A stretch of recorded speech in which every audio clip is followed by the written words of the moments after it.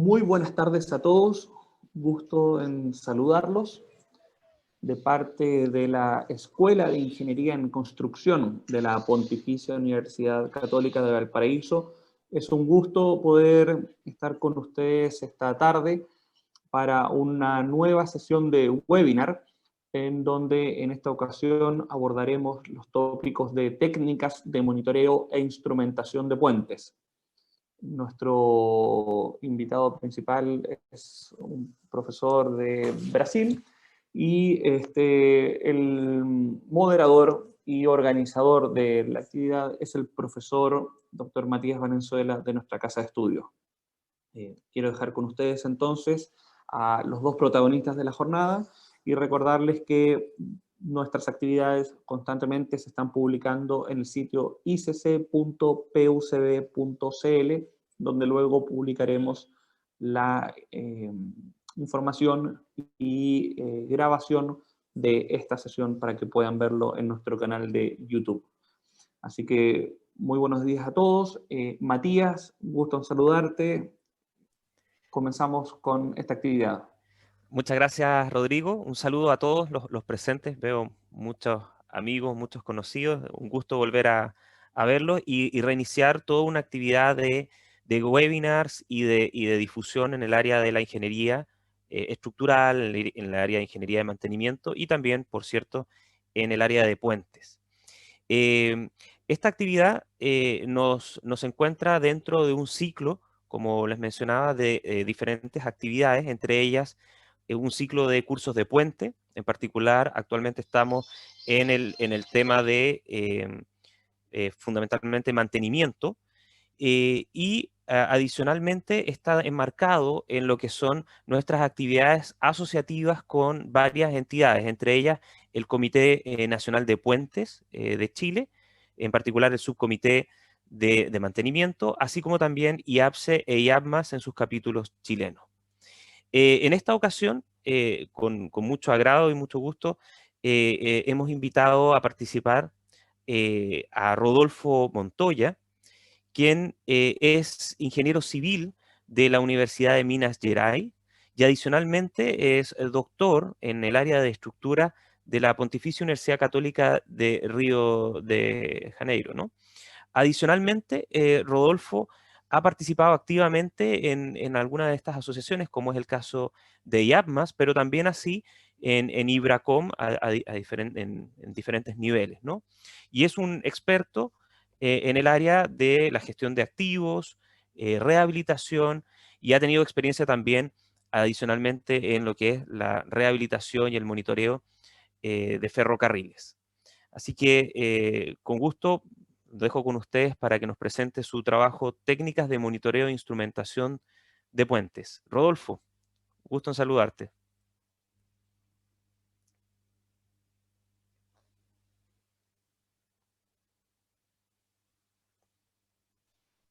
Buenos días, ¿cómo están todos? Espero que todos estén bien en esta pandemia, ¿no?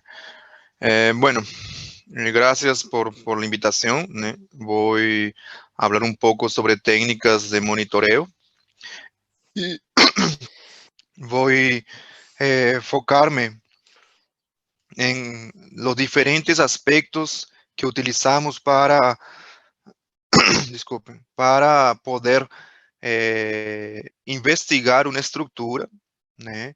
Quando dudamos ou sabemos que tem um problema esta estrutura. Então, eu estou mostrando um pequeno índice de lo que vamos a hablar. Ustedes pueden después colocar las preguntas, né? Al final vamos a tener una pequeña discusión. Bueno, inicialmente vamos a hacer una introducción de las técnicas. ¿Cuáles son las etapas que necesito tener para poder realizar satisfactoriamente esta análisis? Las partes de inspección y de monitoreo mismo. Y voy a mostrar 4 casos, ¿ok?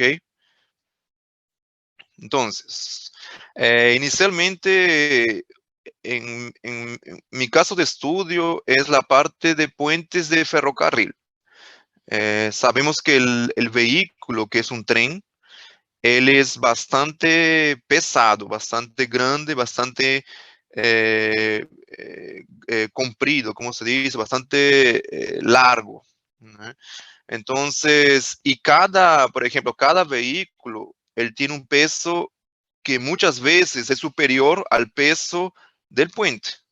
Entonces, eso ya tenemos un indicador de la importancia del vehículo, de la importancia que tenemos entre la interacción del vehículo y el puente. Ahí tenemos la parte del riesgo, ¿no?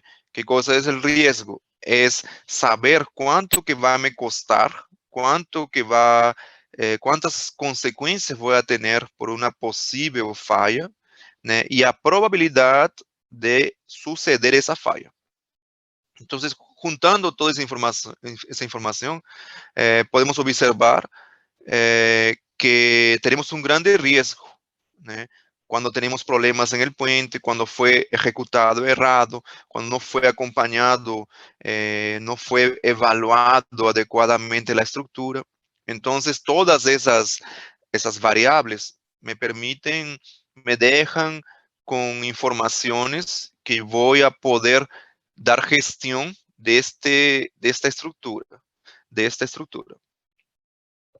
Entonces, ¿cuáles son los puntos que tengo que tener atención? Resumidamente, cuando tenemos mudanzas de cargas, una ponche, cuando tenemos la famosa fatiga, cuando tenemos una corrosión excesiva, cuando no tuvimos un control de calidad de la obra, ¿no? Cuando falta, eso es constante, ¿no? Cuando falta mantenimiento, ¿no? De la vía, del puente, siempre sucede eso en empresas. Falta de entrenamiento a los funcionarios que son dueños de esta empresa, de este puente, de esta estructura. Los usuarios, los comunes usuarios, nosotros, a veces pasamos debajo y hacemos algún daño en el puente. Y problemas de inundación, cosas fuera de control que no tenemos, en algunos casos no tenemos cómo controlar, ¿no? Ok, yo voy a mostrar una visión bastante de empresa, ¿no? Junto a una visión de investigación, ¿no? De universidad. Entonces nosotros preparamos en Brasil bastantes proyectos de investigación con diferentes universidades y limitamos los pasos que son más simples, más útiles para poder realizar esta investigación. Entonces, inicialmente siempre tenemos una análisis inicial. Nosotros sabemos, né, que muchos proyectos, muchos puentes son bien antiguos y no tenemos documentación del diseño, por ejemplo. No tenemos documentación de inspección, de monitoreo, menos todavía. Entonces, es interesante hacer en el inicio del proyecto este levantamiento, esa búsqueda por la documentación del proyecto. Eso es súper importante. Si alguien puede me preguntar, si no tenemos esa documentación, ¿qué hacemos? Tenemos técnicas que podemos levantar, que podemos un ultrasonido, por ejemplo, para ver las armaduras internas. Podemos ver la espesura, ¿no? de la chapa, de la placa de acero. Podemos levantar con un ultrasonido, ¿no? Otras informaciones como, ¿cómo se dice? La unión de estos elementos ¿cómo se dice? Con solda, ¿no? Con soldado, ¿no? No sé cómo se dice la palabra. Bueno, ellos son juntados con acero, ¿no? Welding, ¿eh? Entonces, esa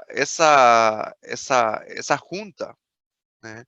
Ella en la época de los años 70, como no teníamos programas en 3 dimensiones, hacíamos simplificaciones.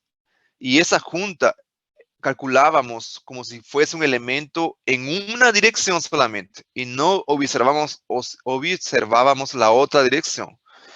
Entonces, en la otra dirección, cuando el puente se desplaza para abajo, él se deforma pero por el principio de Poisson, ¿eh? Él se deforma en una dirección y también la otra. Y esa otra dirección nosotros no considerábamos en la época. Ahora que tenemos mayores tecnologías, ya consideramos. Entonces, esos puentes antiguos siempre tienen ese problema, que aparece esa grieta en ese local. Entonces, en este caso, en el puente Merín, que fue el primer caso, no hicimos esto. En este caso, que era más visible y todavía estaba expuestas, ¿eh? Las grietas, hicimos un monitoreo de las grietas, ¿eh? Ustedes, quien ya tenga experiencia, ¿qué cosa se hace cuando tiene una grieta? Lo que hacemos es, en el final de la grieta, en el final del crack, de la fisura, de la trinca, hacemos un hueco con un taladro, hacemos un hueco con un diámetro mayor, bastante mayor que la grieta. ¿Para qué? Porque la grieta es liberación de energía. Entonces, cuando hacemos ese hueco en el final, hacemos que la grieta pare y no va más a avanzar, porque vas a acumular en ese hueco, en esa grieta, en ese local. Entonces nosotros hicimos exactamente eso, monitoramos grietas sin el hueco final, monitoramos grietas con ese hueco final, monitoramos grietas que ya habíamos dado mantenimiento para ver qué sucede y cuál sería la mejor solución. Entonces, ese es el hueco que estoy diciendo, ¿no? Que sería el hueco hecho con orificio, hecho con taladro. Hicimos también mantenimiento, ¿no? ¿Qué cosa es el mantenimiento? Que ya soldando, ¿no? Soldando toda la grieta y dejamos el orificio abierto. Hicimos una soldadura de la grieta, solo que sin orificio. Hicimos las comparaciones. Increíble que parezca, la mejor solución para casos de grietas es solamente hacer el orificio en el final. Porque cuando tú haces, eso fue respuesta del monitoreo. Cuando tú haces la soldadura, las grietas después aparecen en el entorno de la soldadura. Todavía tenemos acúmulo, está todavía acumulada la energía y él va, como si fuese agua, ¿no? Él va a buscar la salida. Entonces siempre tiene que, una solución rápida de un problema de mantenimiento es hacer el orificio en el final de la grieta, dejar ella abierta, o ustedes pueden hacer la soldadura de la grieta con el orificio. Ahí ustedes resuelven el problema. Es claro que la respuesta sería el refuerzo de la estructura, ¿ok? Pero nosotros que trabajamos con mantenimiento, a veces no tenemos ese recurso y tenemos que continuar con la utilización del puente. Entonces, este tipo de monitoreo permite que de realizar una gestión de cuál tipo de respuesta podemos tener como mantenimiento, como empresa de mantenimiento, en caso de ese tipo de accidente. ¿Ok? Entonces aquí, ese fue el análisis que hicimos en parcería con otras empresas, ¿no? Y aquí fue el monitoreo del orificio, como dije. Fue súper interesante. Como dije, descubrimos que la mejor respuesta sería dejar abierta la grieta y hacer el orificio en el final de la grieta. Y los elementos, a comparación entre el teórico y experimental, fue satisfactoria. Y algunas respuestas aquí del monitoreo, hicimos un monitoreo en cierta manera en tiempo real. Dejamos bastante tiempo los sensores. Eso tenemos que tener cuidado porque dependiendo del lugar, podemos tener lugares que sean peligrosos y que pueden robar, que pueden hurtar los equipamientos. Entonces, dependiendo del lugar, podemos hacer un monitoreo en tiempo real. Hicimos análisis de fatiga, hicimos análisis después del refuerzo, colocamos un refuerzo en la estructura y vimos si está funcionando el refuerzo. Y funcionaba. Ese fue el refuerzo que hicimos para no tener más ese problema de las grietas. Y algunas conclusiones, voy a hablar rápidamente. Para mí la principal conclusión es, el monitoreo es una solución que tenemos, que debemos, todo ingeniero, desde nuevo, desde recién formado, recién graduado, ya tiene que entender cómo funciona, para que en la hora que ya sea experiente aplicar esta técnica. Es una técnica expedita, una técnica sofisticada que permite respuestas justificables, que permite tener evidencias, tener documentos que permitan justificar un mantenimiento de una estructura, que permitan presupuesto de grandes investimentos justificar por un monitoreo. ¿Qué observamos de interesante en todos los monitoreos de un puente? Es muy importante la transición entre el puente y la pista, sea un puente de caminos o un puente de ferrocarril. Es muy importante. Esa transición, ella puede, si ella no es bien dada mantenimiento, ella puede aumentar el impacto en el puente de casi 50%. ¿Qué significa eso? Si mi vehículo pesa 100 toneladas, cuando él entre en mi puente, él va a pesar 150 toneladas. Entonces, es absurdo, ¿no? Para mí, un puente que fue calculado para 100 va a tener que soportar 150. Los defectos de la pista son súper importantes. 20% más o menos aumenta el impacto dinámico. La velocidad, 60%, depende de cada velocidad, pero puede aumentar 60% del impacto de mis cargas, ¿no? Entonces, si ustedes hacen en algún momento una gestión de un puente, tienen que observar la velocidad del vehículo, la transición, los defectos del puente, los defectos de la vía, de la pista, y la utilización del vehículo. ¿Qué cosa es eso? Los resortes del vehículo, los amortiguadores del vehículo, ¿no? Y todo ese sistema, dando un adecuado mantenimiento, permite que ustedes tengan un puente seguro. Entonces, Matías y por los participantes, hasta aquí sería mi presentación. Podemos tal vez ya comenzar a hacer las preguntas, si tuvieran preguntas. Rodolfo, muchísimas gracias por tu presentación, muy interesante. Aprovecho de transmitirte los saludos de nuestros colegas de Colombia, de Guatemala, de Ecuador, de Argentina y obviamente nuestros colegas de Chile que han expresado el agradecimiento por tu presentación. Y hay algunas preguntas en específico, te voy a hacer algunas de ellas. Juan Echagüe, saludos a Juan, dice, buenos días, ¿puedes explicar con más detalle los algoritmos y filtros para el proceso de calibración? Sí, yo no tengo aquí material para mostrar, solo que cómo funcionan. Los filtros que pasamos normalmente, aquí se llaman filtros de pasa baja, ¿no? Que serían los filtros de frecuencia de vibración del vehículo. Entonces, ¿qué sucede? Cuando ustedes monitorean una estructura, el vehículo, cuando él no es monitorado, el vehículo ataca tu estructura y tú no sabes qué frecuencia es la que está motivando ese movimiento de mi estructura. Entonces tú tienes que filtrar en función del tipo de vehículo, cuál vibración es del vehículo y cuál vibración es la respuesta de la estructura. ¿Ok?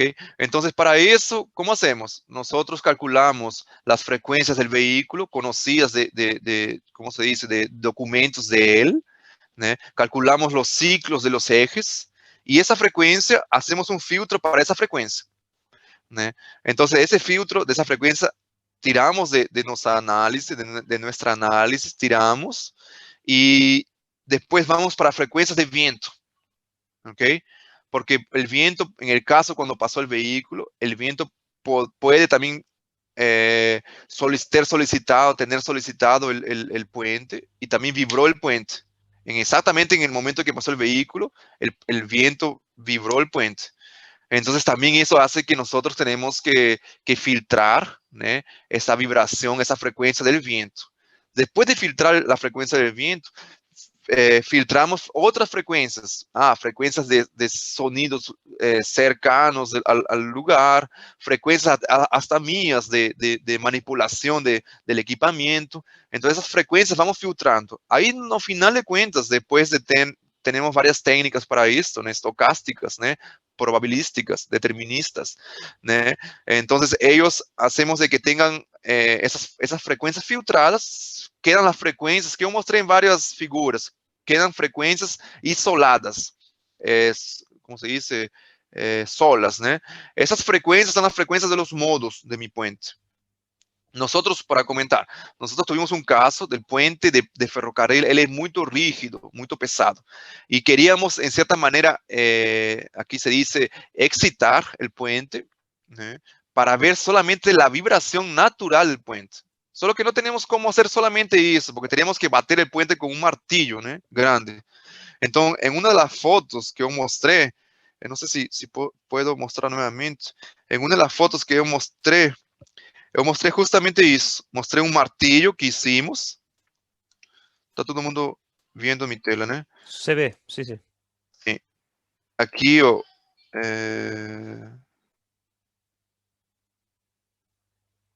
Está aquí. Están viendo aquí, en el lado derecho superior.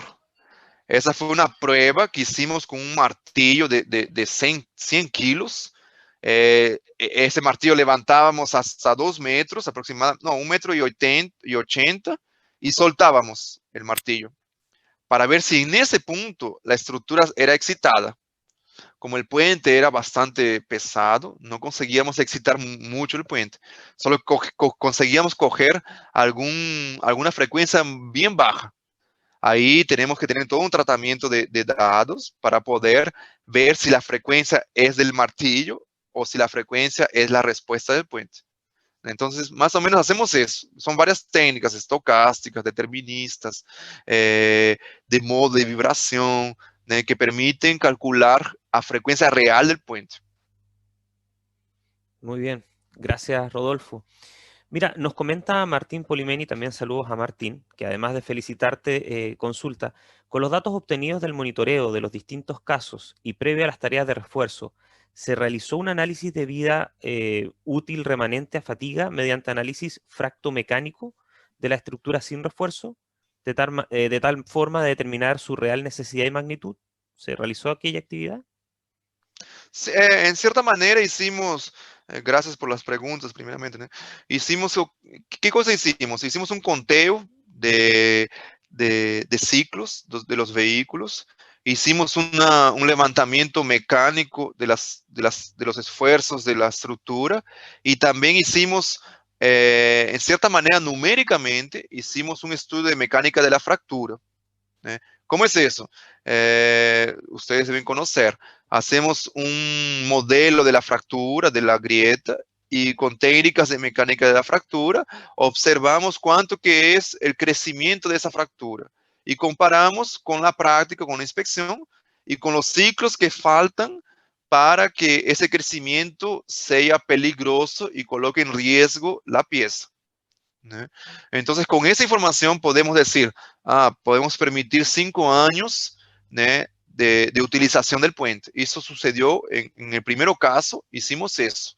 En el primer caso, ese puente, como dije, en la hora que estábamos monitorando, encontramos muchos defectos que precisaban, que eran necesarios atender en la hora. Entonces, con esas informaciones tuvimos que reforzar la estructura. Hicimos un análisis de mecánico de fractura, de mecánica de fractura. Hicimos orçamentos para eso, presupuestos para eso. Entonces, ese análisis también es bien importante para poder cuantificar la vida útil de la estructura. Hicimos eso en el primero y en el último caso que mostré. Perfecto. Rodolfo, mira, hay una consulta de Héctor Hernández que pregunta, te consulta, de su experiencia, ¿cuál es la instrumentación mínima necesaria para el control de este tipo de puentes, en particular ferroviarios? Sí, qué buena pregunta. Sí. Realmente las tres fueron muy buenas. Aquí en Brasil, ¿qué estamos haciendo? Estamos en varias empresas, estamos creando criterios de proyecto. Entonces, uno de los criterios del proyecto, la parte de mantenimiento, operación, viene la parte de instrumentación, que sería monitoreo. El monitoreo, inicialmente en Brasil, estamos utilizando como, no sé cómo se dice, como comisionamiento, que sería después que tú construyes el puente, tú vas a tener que monitorar el puente mínimo, con una cantidad de sensores, por lo menos eléctricos, para verificar si el puente está exactamente igual de lo que tú proyectaste. Igual también, si tienes un puente bastante importante para Brasil, se hace un monitoreo en campañas. ¿Qué es eso? Es cada, por ejemplo, un mes por año, ustedes llevan sus equipamientos para verificar los desplazamientos, para verificar los, las deformaciones, en puentes que son, ¿cómo se dice? Tallados, puentes de cables, pencils, puentes así más importantes, ellos son monitorados y acompañados con sensores en tiempo real, porque son más importantes. Entonces, la tendencia aquí en Brasil, todavía para puentes más simples de ferrocarril, que no tienen tantas estructuras complejas, es monitorar solamente en la hora de ejecutar el puente. Existen otras tendencias que sería monitorar, por ejemplo, para elementos de preesfuerzo, para ese tipo de elementos existe una tendencia de colocar los sensores cuando está construyendo el puente. Solo que aquí en Brasil todavía no se está aplicando eso. Entiendo, Rodolfo. Mira, te hago una consulta que es conjunta de Luis Felipe y de Víctor. Está relacionada con el tema de las frecuencias. Preguntan si se han establecido umbrales de frecuencia, cómo se establecen esos umbrales y en particular, cómo puedes diferenciar la frecuencia del martillo utilizado sobre el puente con el impacto establecido. Sí. Siguiente. Las frecuencias nosotros establecemos en función de los modos de frecuencia de la estructura. Mostré varios ejemplos de modos. Entonces, cuando tú calculas el modo, que está en función de la masa y de la rigidez de la estructura, tú tienes una frecuencia, y esa frecuencia va a ser un limitante. Esa frecuencia, lo primero modo, normalmente en una estructura, los modos que son alcanzados por la excitación de un vehículo, normalmente es el primero modo, pero a veces alcanzamos hasta el tercero modo. Entonces, ¿cómo que yo hago como gestión? Yo voy a limitar esa frecuencia menor o mayor de ese primero modo. ¿Qué sucede? Normalmente cuando los fabricantes de vehículos, ellos dejan la distancia entre ejes, justamente para no alcanzar esos modos comunes de los puentes. Entonces, un modo común, una frecuencia común de un puente es 1,5. Entonces, los fabricantes de vehículos, ellos dejan espacios entre cada eje para que no produzca este tipo de frecuencia. Ellos dejan para que produzcan 3 Hz, por ejemplo. Entonces, nunca va a llegar próximo de 1,5 y no va a suceder la resonancia. Pero cuando mi estructura pasa el tiempo, esa frecuencia va perdiendo rigidez, va perdiendo masa y esa frecuencia daños. Entonces ahí puede alcanzar un caso que sea igual que el vehículo y suceder una resonancia. La diferencia entre el martillo y el puente es notoria porque el martillo él genera una frecuencia de caída, y ¿qué cosa hacíamos? Nosotros, ¿qué hacíamos? Nosotros colocábamos sensores en el local que acelerometría, aceleración, en el local próximo de la batida.